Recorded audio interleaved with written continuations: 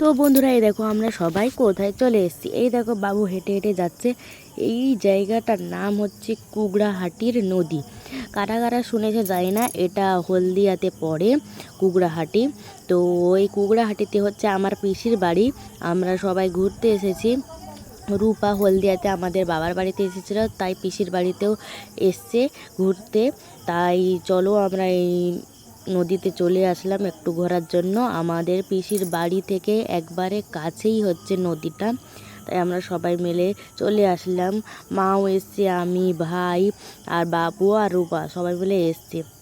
দিয়ে বাবু বলছে চলো দিদুর নামবো। তাই আমি বাবুকে বলছি সাবধানে আস্তে আস্তে নাম, জুতা খুলে।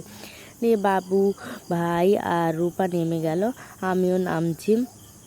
তো সবাই মিলে একসঙ্গে খুব মজা করব। দেখো বাবু আস্তে আস্তে মানে ভয়ে নামছে, মানে মাটি তো নরম থাকতে পারে, সেই জন্যে আস্তে আস্তে নামছে। তো এই দেখো এখন হচ্ছে ভাটা পড়ে গেছে, তাই কারণে এইখানটায় জল নেই, না হলে ওই পিছনে দেখতে পাচ্ছ ওই উপর পর্যন্ত জল উঠে যায়। এখন জল একবারে কমে গেছে, তাই নামতে পেরেছি। এই দেখো নৌকার সামনে দাঁড়িয়ে আছে।